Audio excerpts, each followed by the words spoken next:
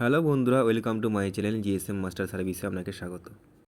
এই সেটটি নেটওয়ার্কের প্রবলেম, মানে 4G প্রবলেম। যখন সেটটিকে আমি 2G করে দিচ্ছি তখন টাওয়ার আসছে, যখন 4G করে দিচ্ছি তখন টাওয়ার আসছে না, তখন নো সার্ভিস দেখাচ্ছে। এই সেটটির মডেল হচ্ছে পোকো M2। পোকো M2 বা রেডমি 8A ডুয়েল 9 প্রাইম, এই সেটগুলোতে এই প্রবলেমটা ম্যাক্সিমাম ক্ষেত্রে হয়ে থাকে। কাজটি খুবই সহজ কাজ, ভিডিওটি সম্পূর্ণ দেখতে থাকুন, প্রবলেম সলভ হয়ে যাবে। সেটটিতে যখন 2G ছিল তখন ফুল নেটওয়ার্ক ছিল, যখন LTE করে দেওয়া হলো 4Gতে যখন করে দেওয়া হলো কিন্তু তখন 4G টাওয়ার আসছে না। মানে কি 4G আইসিটা খারাপ, এখানে কিন্তু PF আইসি খারাপ নয় বা 2G আইসি খারাপ নয় বা WTR খারাপ নয়, আমরা এই ক্ষেত্রে ভুল কাজ করে থাকি। তার জন্য সর্বপ্রথম আমরা সেটটিকে খুব সাবধানে ভালোভাবে খুলে নেব।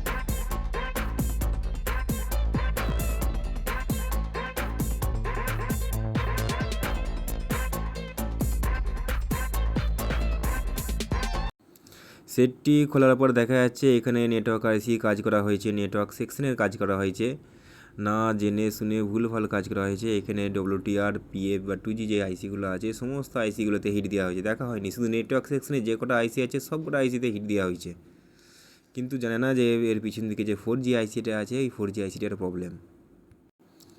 18-এর যে কভারটি আছে এটা আমার ব্লো লাইট দিয়ে সাবধানে তুলে দিতে পারি, কিংবা কাটার মেশিন দিয়ে সাবধানে একটু কোণ কেটে নিয়ে সেটা আমরা টেনে তুলে নেব। এখানে পরিষ্কার দেখা হচ্ছে পেস্ট লেগে আছে, এই আইসিগুলোতে হিট দেওয়া আছে, নেটওয়ার্ক সেকশনে পুরো হিট দেওয়া আছে। পাশের যে ক্যামেরাগুলো আছে খুলে নেবো, যদি কোনো কানেক্টারের পাশে থাকে তাহলে আমরা গার্ড করে দেবো, কেন যদি ব্লোয়ার দিয়ে হিট দেওয়া হবে এটা কোনো কারণে উঠে যেতে পারে। আমরা টিনটা তুলে নিয়েছি, এরপর আমরা এটা পেস্ট লাগিয়ে হালকা করে হিট দেবো কিংবা নড়িয়ে দেবো।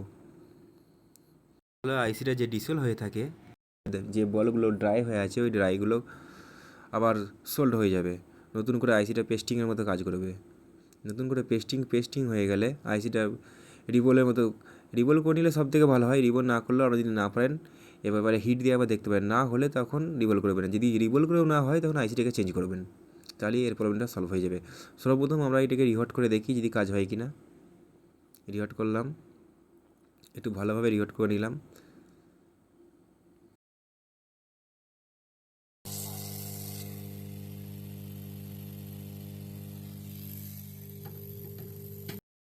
এরপর বোর্ডটি ঠান্ডা হলে আমরা ভালোভাবে থিনার দিয়ে ওয়াশ করে নেব।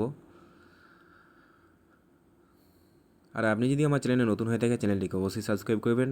এই চ্যানেলে FRB বাইপাসের বহু ভিডিও ছাড়া হয়, তার সঙ্গে সঙ্গে হার্ডওয়্যারে ভিডিও ছাড়া হয়। হার্ডওয়্যার, সফটওয়্যার, FRB বাইপাস সমস্ত রকম কাজ এই চ্যানেলে করা হয়। বোর্ডটিকে এবার আমরা সেটেতে বসাবো।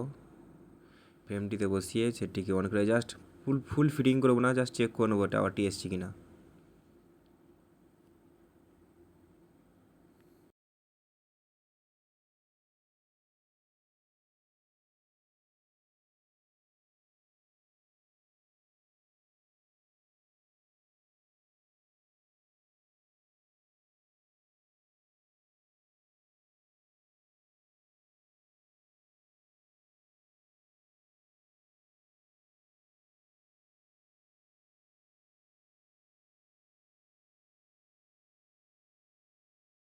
এর পিছনের ব্যাগটা আটা নেই, নেটওয়ার্ক এখনো ফুল আসবে না। দেখুন টাওয়ার এসে গেছে, ভোল্টি এসে গেছে। নেটওয়ার্ক সেকশন দেখে নেবো কিসে করা আছে। নেটওয়ার্ক সেকশন LED করা আছে।